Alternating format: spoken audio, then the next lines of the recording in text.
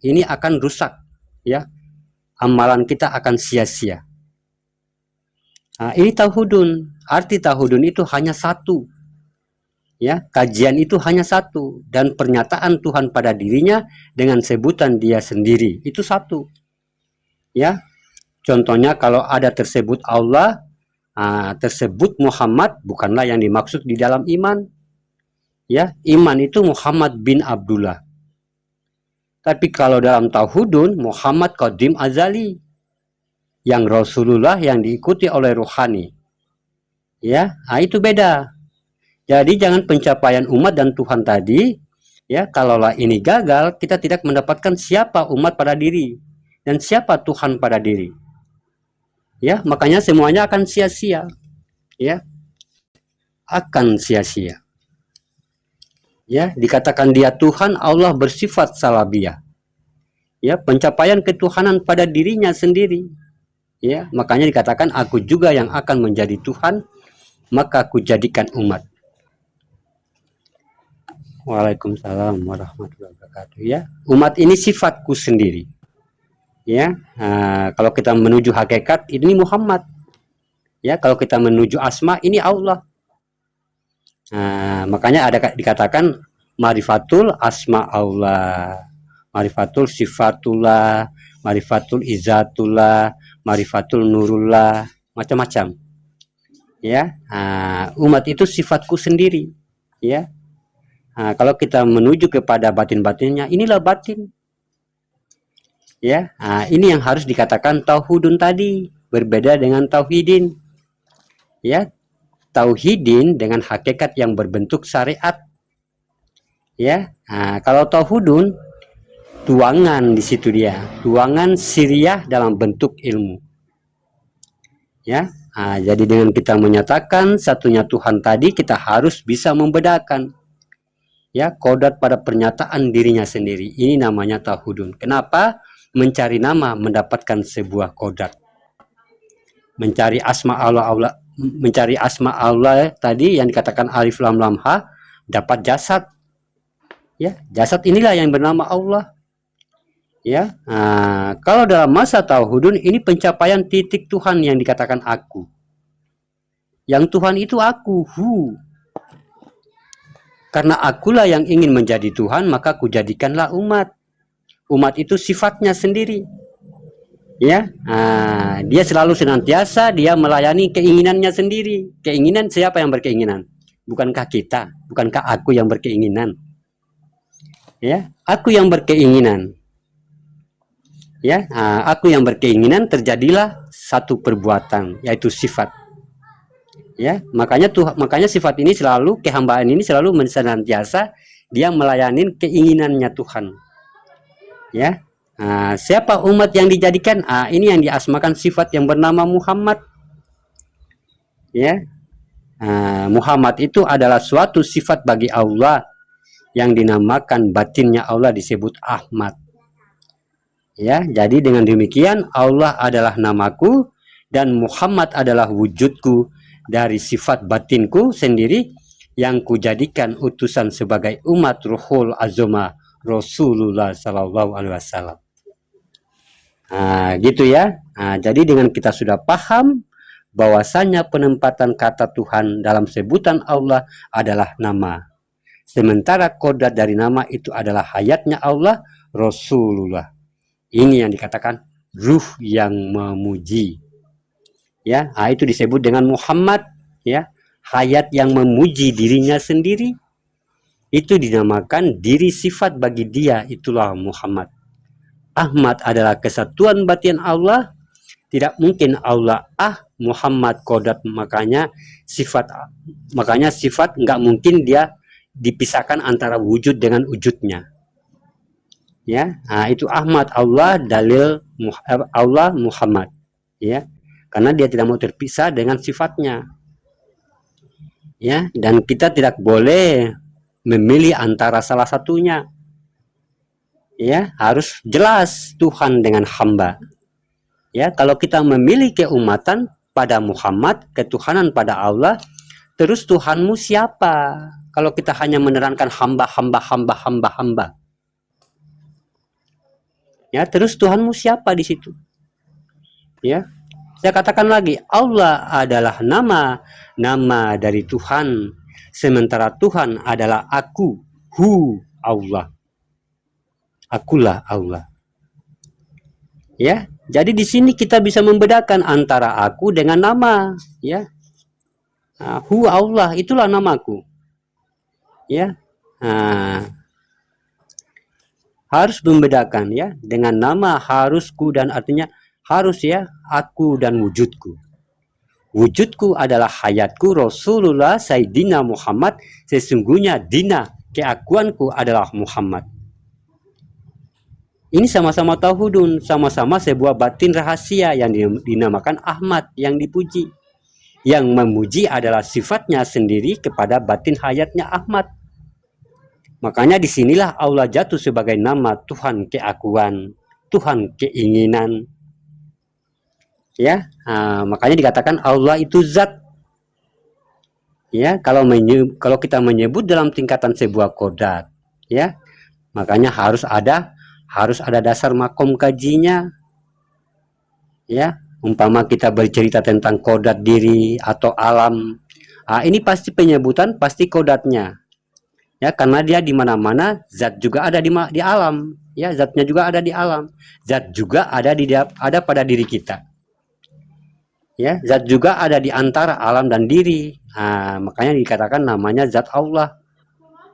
Ya, kadang-kadang pemahaman zat sifat ini sering kita membuat suatu pengamalan yang tidak bisa diputuskan atau dikodimkan dan di saat kita menjadikan sesuatu amalan.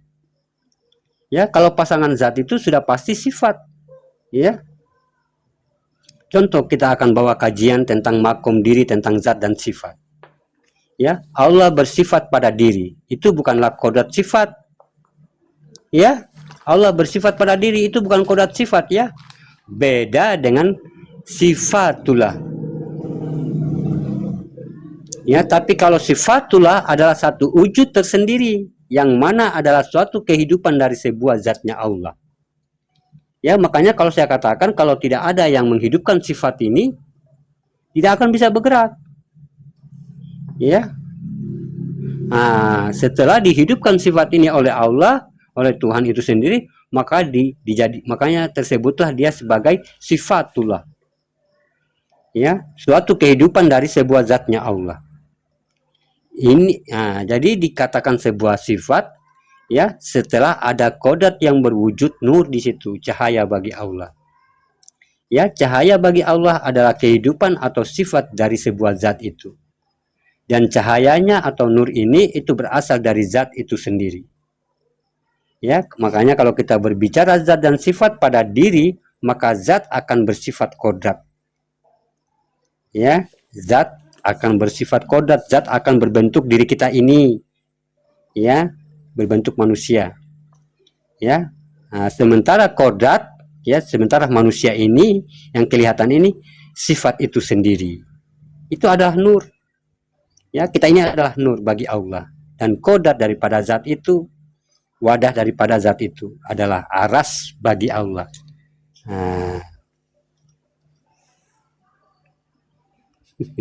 Enggak ada suara pada wifi-nya mati. Ya, jadi kalau dibawa pada kaji diri, arasullah, kudsi Allah, aras Allah ini zat. Ya, kudsi Allah ini sifat atau nur. Ya, maka dari kodat-kodat Allah pada diri, zat ini adalah raganya Allah, sebuah kodat yang berasal dari sebuah kunah. Kunah ini adalah kejadian atau zat yang dijadikan, ya, bukan diciptakan ya. Dan nur disebut dengan sifat atau kunal, yang artinya dikatakan kehidupan. Kunal ini adalah zat yang dikodatkan pada alam semesta kita tuh, ya.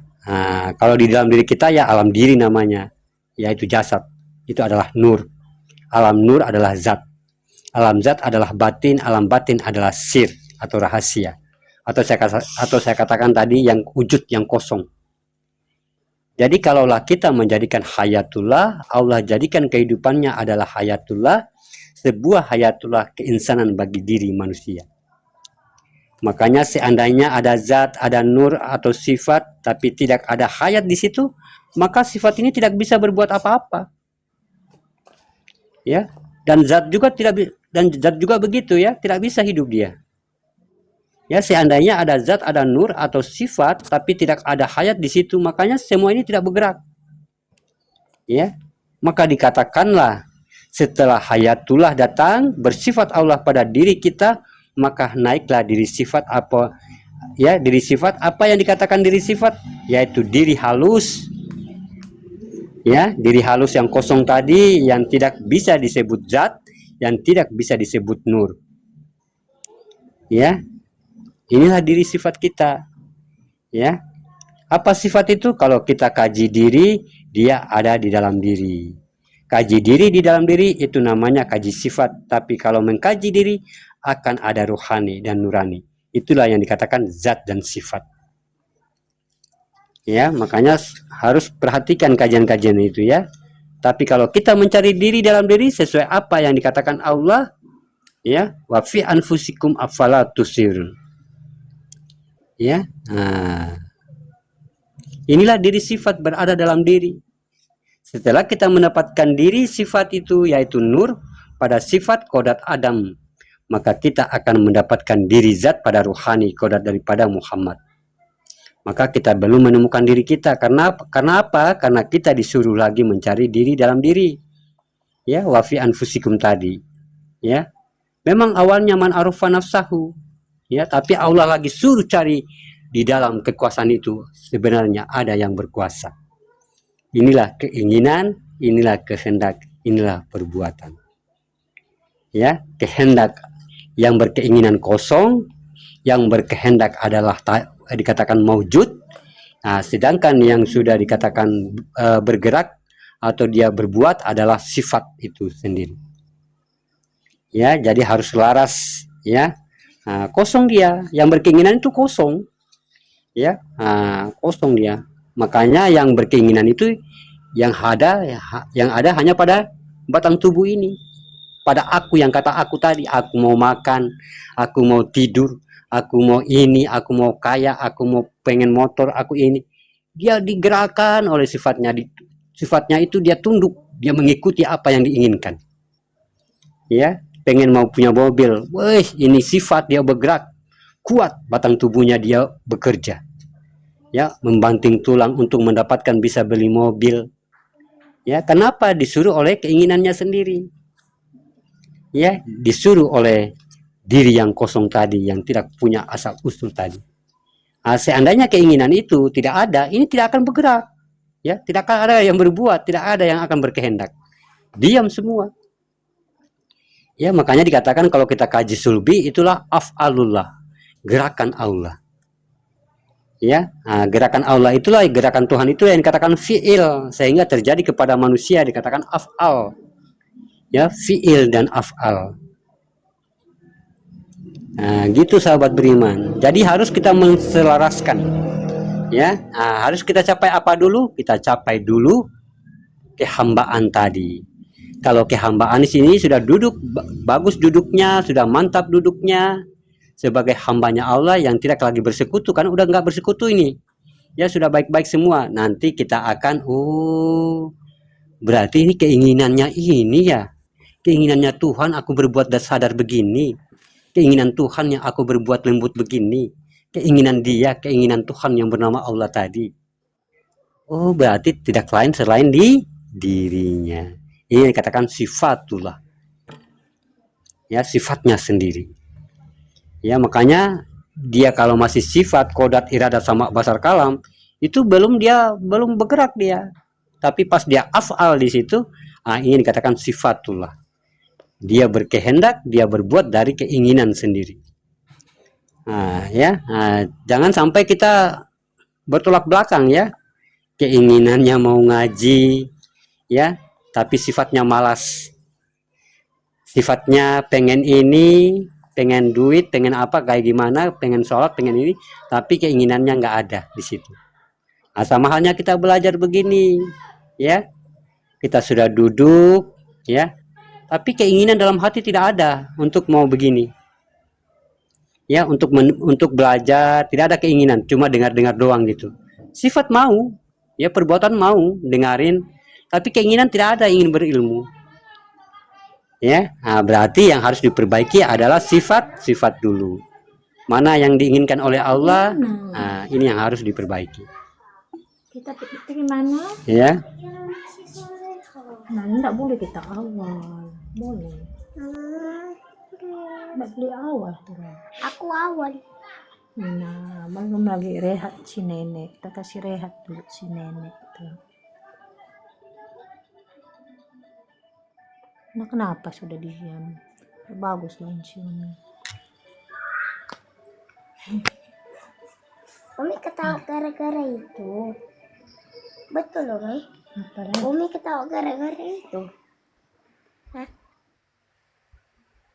Alhamdulillah, maunya jadi